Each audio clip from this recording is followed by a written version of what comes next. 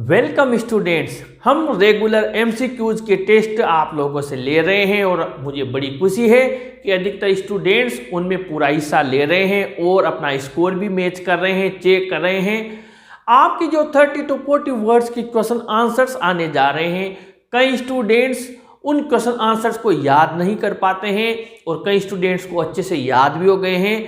मैंने कोशिश की है कि आज हम उनको भी साथ याद कर ले एग्जाम तक। ये हमारा जो आप लोगों के लिए प्रयास है कंटिन्यू चलता रहेगा, क्योंकि इन क्वेश्चन आंसर्स को आपको लिखकर आना ही है।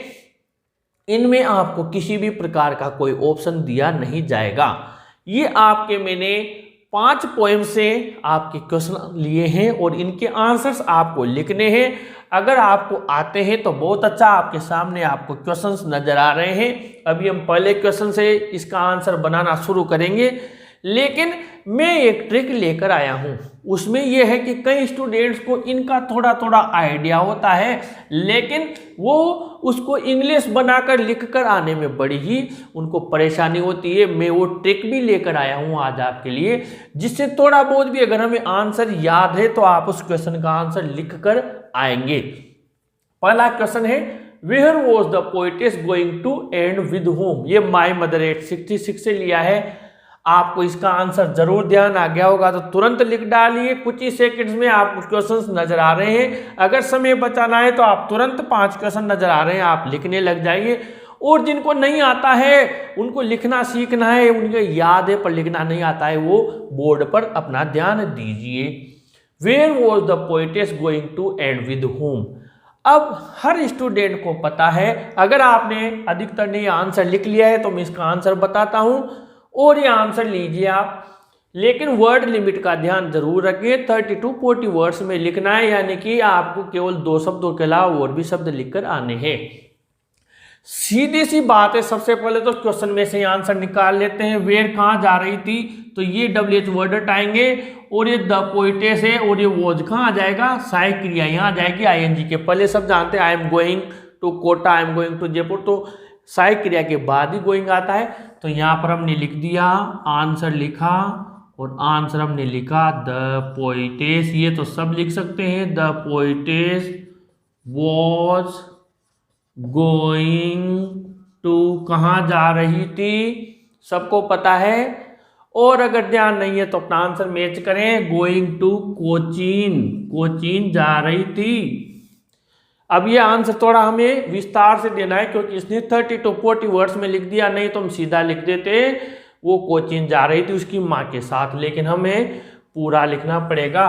टू कोचीन ऑन अ यहाँ पर हमें फ्राइडे लिखना है, ऑन अ फ्राइडे मॉर्निंग, शुक्रवार की सुबह जा रही थी। क्या लेने, to catch a flight, to catch, सीधे सीधे वर्ड काम में लो आप, एक फ्लाइट पकड़ने के लिए टू कैच अ फ्लाइट। और कहां जा रही थी, ये कोचिंग लिख दिया और किसके साथ जा रही थी, विद, ये विद हम ले लेंगे, विद किसके साथ जा रही थी, उसकी मां के साथ। तो हर बच्चा लिख सकता है with her mother, with her mother. ये हमने लिख दिया और ये आंसर कंप्लीट हो गया। अब बताइए यहाँ कहाँ दिक्कत आ रही है, हर कमजोर बच्चा भी इसको लिखकर आ सकता है। क्वेश्चन नंबर 2, ये हमने आपके एन एलिमेंट्री स्कूल क्लासरूम से लिया है आपके।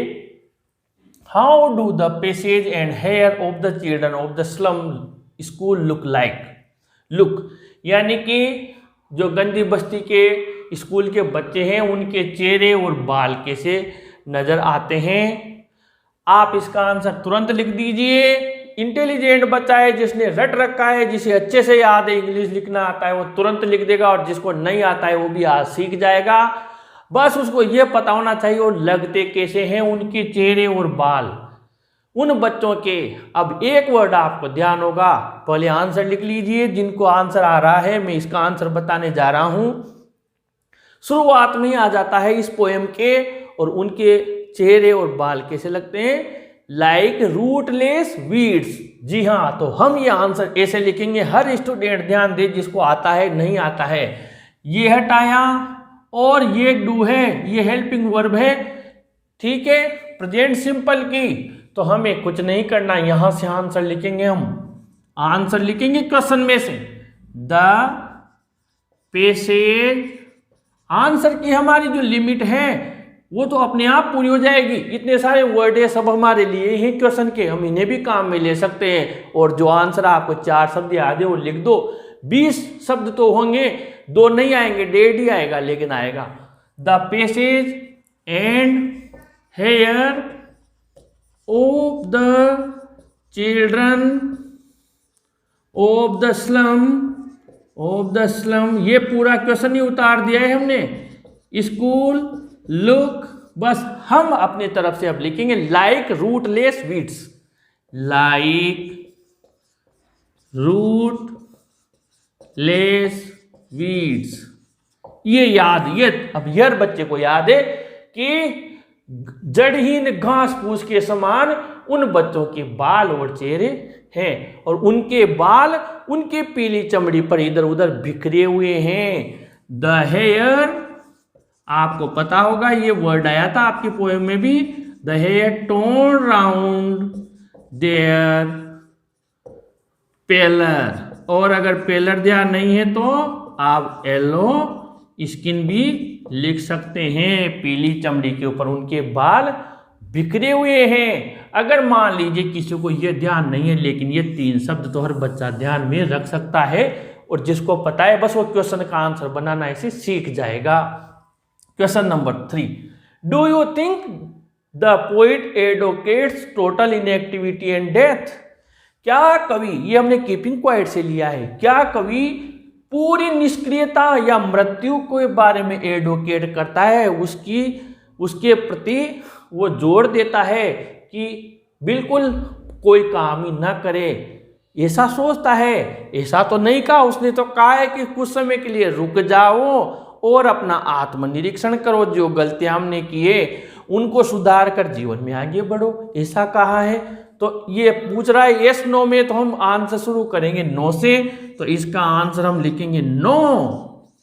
No, you think the poet advocates, you think, क्या आप ऐसा सोचते हो? तो आप ऐसा भी लिख सकते हो नो आई थिंक, आप ऐसा भी लिख सकते हो यू थिंक, तो आप लिख सकते हो नो आई थिंक, या फिर आप ऐसा भी लिख सकते हैं यहां से भी the poet, know the poet.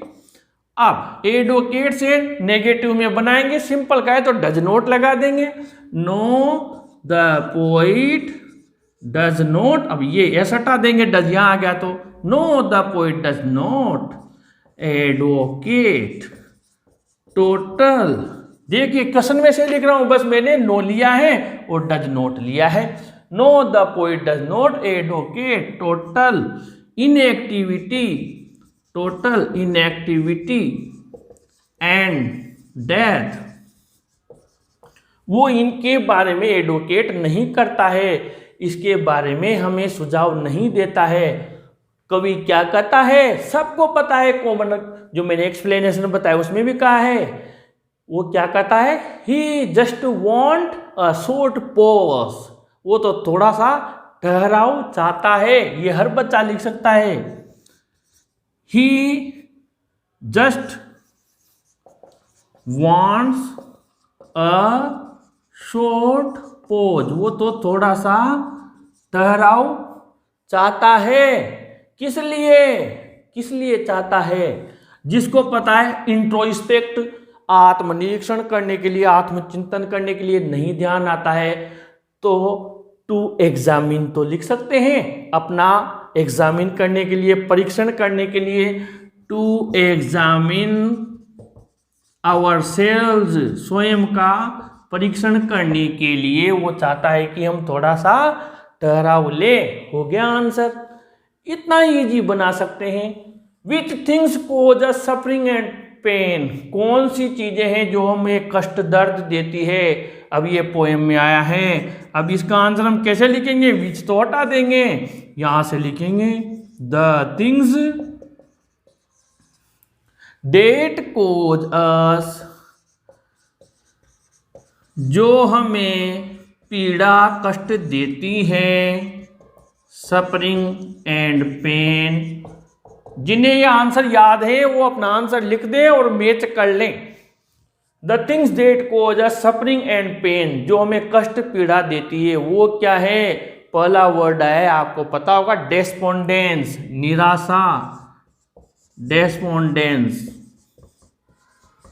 इसके अलावा अच्छे लोगों की कमी, डर्थ ऑफ नोबल नेचर्स, अच्छे लोगों की कमी, gloomy and over darkened ways.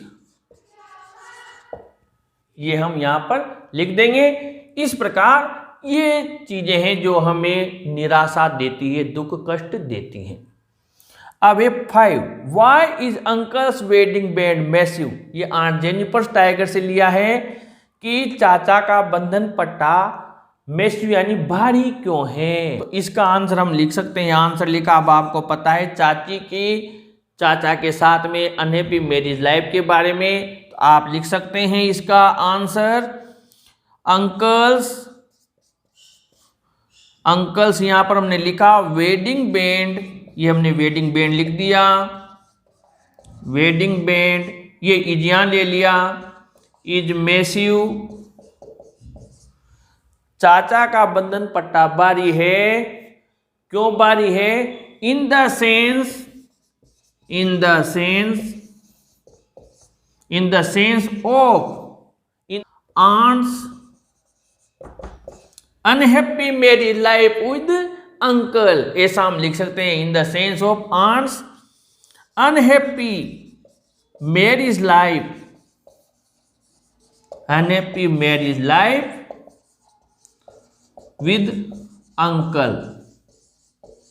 ये बारी है। अब क्यों बारी है? क्योंकि उनका जो वैवाहिक जीवन है, चाचा के साथ जो उनकी वैवाहिक जिंदगी है, उस सेंस में ये बंधन पट्टा बारी है। अब ये बंधन पट्टा बारी क्यों है? इस सेंस में लिखेंगे तो आपको पता है वो चाचा चाची को हमेशा परेशान करता है। परेशान करने का मीनिंग है प्रॉब्लम देना, उसको परेशान करना। इसके अलावा एक मीनिंग जो और बच्चा जानता है वो टॉर्चर करना, उसको यातना देना, कष्ट देना। तो हम इसको लिख सकते हैं ही ऑलवेज टॉर्चर्स आंट, वो चाची को हमेशा टॉर्चर करता है, यातना देता है। इस प्रकार हमने ये इजी वर्ड लिख दिया और आपका ये आंसर कंप्लीट हो गया। हम रेगुलर प्रयास करेंगे एग्जाम तक, ताकि हर स्टूडेंट को जिसको याद नहीं होंगे उसे भी याद हो जाएंगे, और जैसा भी लिख कर आएगा पर हर स्टूडेंट इन क्वेश्चंस के आंसर लिख कर आएगा, ये मैं आप लोगों से वादा करता हूं। इस वीडियो को अपने फ्रेंड्स को जरूर शेयर करें, जरूर लाइक करें और अपने चैनल को जरूर सब्सक्राइब करें स्टूडेंट्स। Thank you.